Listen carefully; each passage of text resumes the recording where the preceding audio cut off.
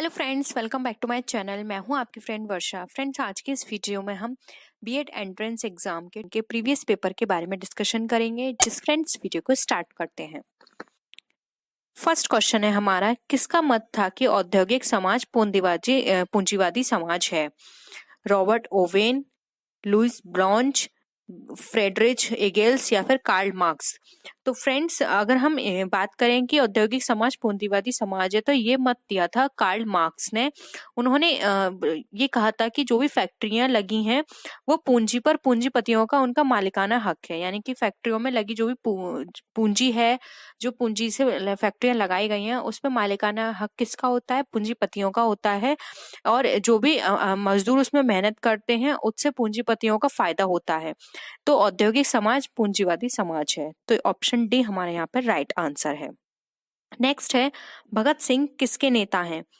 अनुशीलन समिति के, Hindustan socialist republic association के, अभिनव भारत के या फिर अकाली दल के?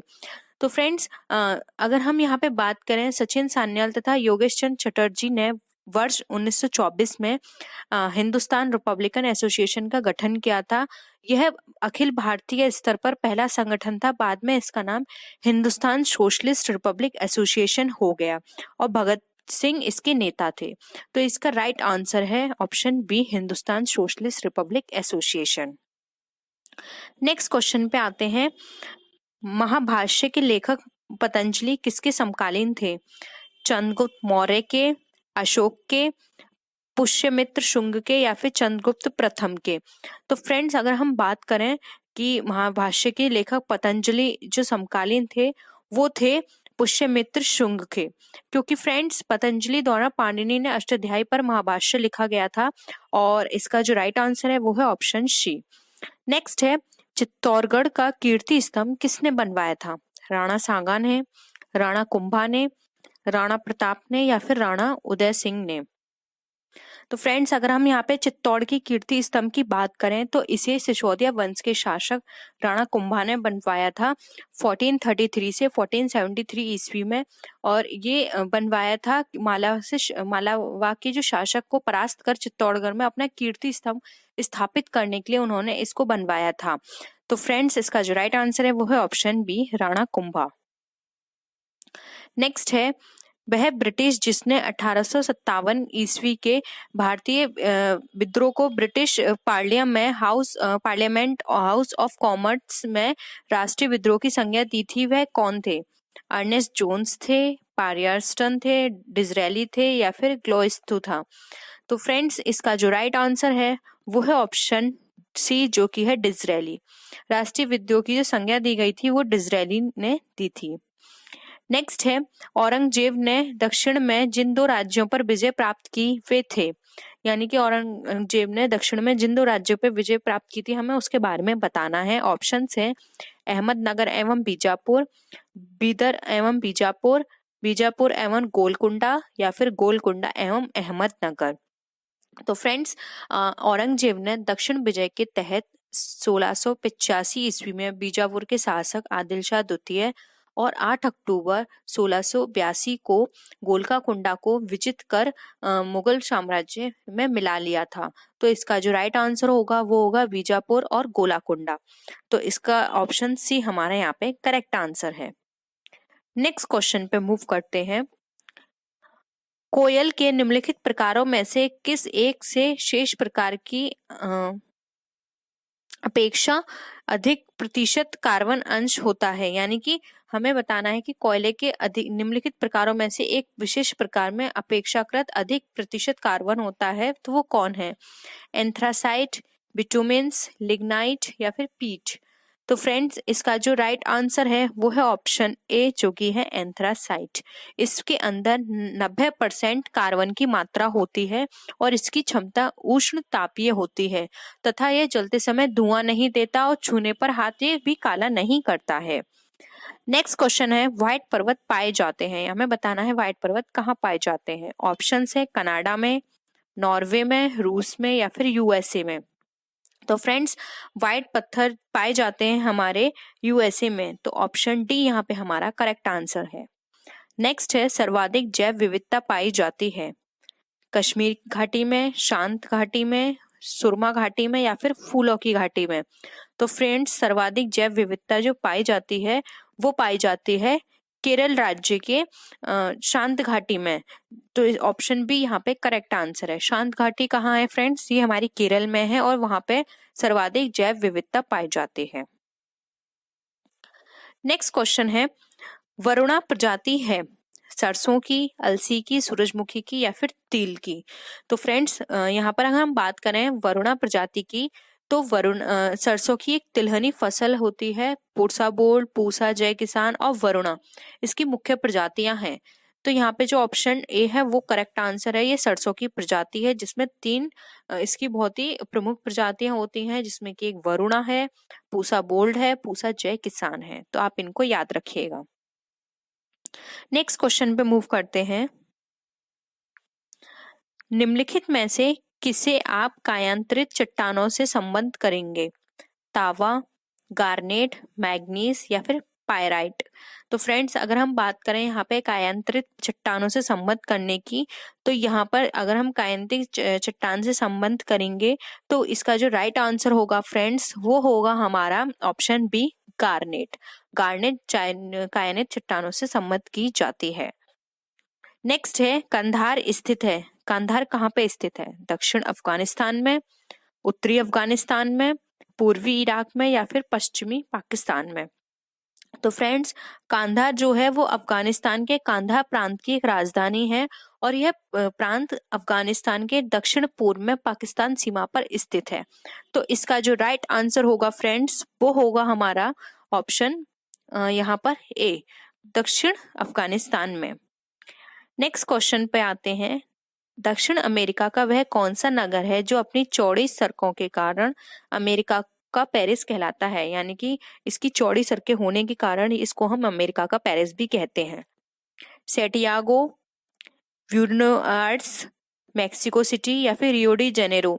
तो फ्रेंड्स अगर इसके हम राइट ऑप्शन की बात करें तो वो है ऑप्शन बी, ब्यूनोस आयर्स, और ये अर्जेंटीना में स्थित है और यह प्रायः दक्षिण का पेरिस के रूप में इसका उल्लेख किया जाता है। तो ऑप्शन बी यहाँ पे हमारा करेक्ट आंसर है। नेक्स्ट आते हैं, बाबा गारिया पूजा त्योहार मनाया जाता है अरुणाचल प्रदेश में, हिमाचल प्रदेश में, राजस्थान में या फिर त्रिपुरा में। तो फ्रेंड्स अगर हम बाबा गारिया पूजा की बात करें तो यह त्रिपुरा राज्य का प्रसिद्ध त्योहार है। इसे गौ माता की पूजा की जाती है। तो इसका जो राइट आंसर है वो है ऑप्शन डी।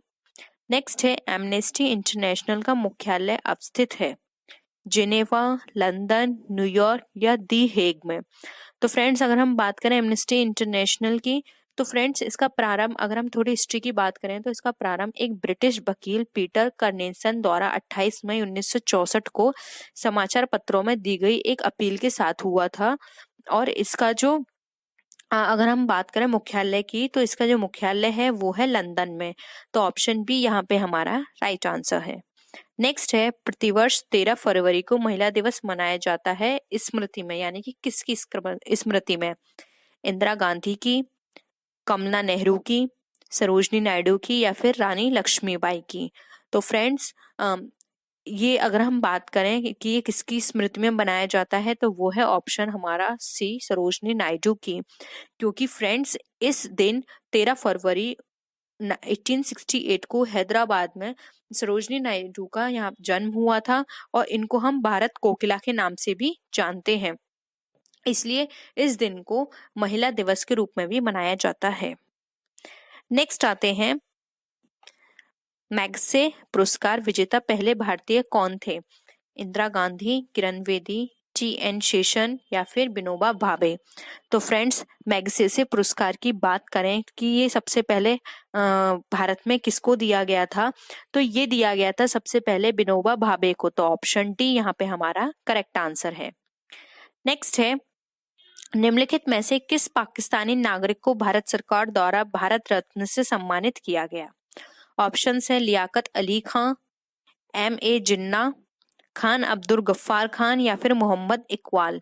तो फ्रेंड्स अगर हम यहाँ पर बात करें कि सबसे पहले पाकिस्तानी नागरिक को भारत सरकार द्वारा जो भारत रत्न दिया गया था वे कौन थे, तो फ्रेंड्स वो थे खान अब्दुल गफ्फार खान। तो ऑप्शन सी यहाँ पे हमारा राइट आंसर है। नेक्स्ट है मोहिनी अट्टम परंपरागत नृत्य है आंध्र प्रदेश का, कर्नाटक का, केरल का या फिर तमिलनाडु का।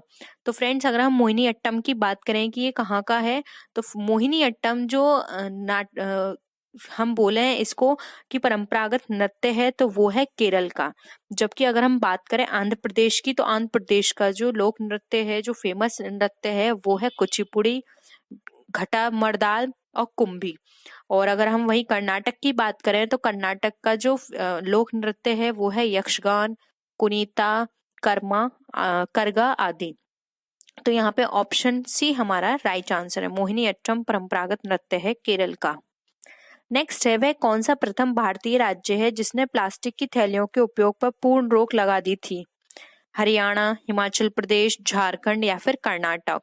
तो फ्रेंड्स हिमाचल प्रदेश का सेब उद्योग प्लास्टिक की थैलियों से उत्पन्न पर्यावरण प्रदूषण से प्रभावित हो रहा था, तो इसके कारण हिमाचल प्रदेश ने प्लास्टिक की थैलियों के उपयोग पर पूर्ण रोक लगा दी थी। तो ऑप्शन बी हमारा यहाँ पे राइट आंसर है। क्वेश्चन पे आते हैं, राज्यपाल और मंत्री परिषद के बीच कड़ी का काम कौन करता है?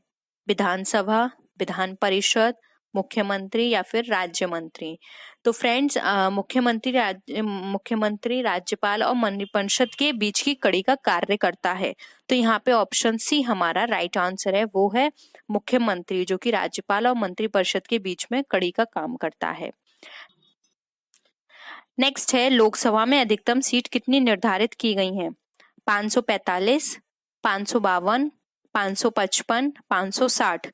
तो फ्रेंड्स अगर हम बात करें यहाँ पे लोकसभा की अधिकतम सीटों की जो निर्धारित की गई हैं तो वो है 552। तो ऑप्शन बी यहाँ पे हमारा राइट आंसर है, जिसमें कि 530 सदस्य राज्यों से होते हैं, 20 सदस्य संघ शासित प्रदेशों से होते हैं और 2 सदस्य हमारे एंग्लो इंडियन होते हैं, जो कि हमारा जो प्रेसिडेंट होते हैं वो इनको अपॉइंट करते हैं। उनको अधिकार होता है इनको अपॉइंट करने का। तो यहाँ पे टोटल मिला के जो मेंबर होते हैं मैक्सिमम वो होते हैं 552। नेक्स्ट है भारत में स्थानीय स्वशासन का जनक किसे कहा जाता है?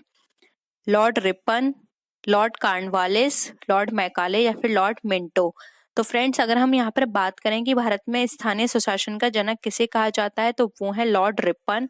इनका जो टाइम पीरियड है वो है 1880 से 1884 माना जाता है और इन्होंने 1882 ईस्वी में एक प्रस्ताव पारित कर स्थानीय शासन के लिए कई प्रावधान बनाए थे, इसलिए इन्हें स्थानीय स्वशासन का जनक कहा जाता है। नेक्स्ट क्वेश्चन पे आते हैं, किस राज्य में सर्वप्रथम महिलाओं को पंचायती राज संस्था में 50% आरक्षण दिया गया? उत्तर प्रदेश, बिहार, कर्नाटक या फिर पश्चिम बंगाल। तो फ्रेंड्स कुछ राज्य ऐसे हैं जैसे कि बिहार, मध्य प्रदेश, केरल, उड़ीसा, हिमाचल प्रदेश, छत्तीसगढ़, मणिपुर, उत्तराखंड, राजस्थान। यहाँ पर महिलाओं को जो पंचायती राज संख्या में 50% आरक्षण दिया गया है, लेकिन सर्वप्रथम बिहार में 50% आरक्षण महिलाओं को पंचायती राज संस्था में दिया गया था। इसलिए यहाँ पर जो इसका राइट आंसर है वो है ऑप्शन बी, जो कि है बिहार। नेक्स्ट है वर्तमान भारतीय संविधान में कितने मौलिक कर्तव्य हैं? 10, 11, 12 या फिर 13। तो फ्रेंड्स अगर हम वर्तमान की बात करें मौलिक हमारे पास कितने हैं कर्तव्य, तो यहाँ पर इसका जो राइट आंसर है वो है हमारा ऑप्शन बी, जो कि है हमारा 11। यहाँ पे जो हमें मौलिक कर्तव्य मिले हुए हैं वो मिले हैं हमें 11। तो ये थे हमारे क्वेश्चंस। होप यहाँ पे आपको सारे क्वेश्चंस क्लियर हुए होंगे। किसी भी तरह का डाउट हो तो जरूर बताइएगा। और वीडियो कैसी लगी, वीडियो को लाइक कीजिए, फ्रेंड्स के शेयर कीजिए। किसी भी तरह की कोई भी क्वेरी हो तो जरूर बताइएगा। तो नेक्स्ट वीडियो में फिर मिलते हैं और भी अच्छी वीडियोस के साथ। तब तक के लिए टेक केयर, बाय बाय।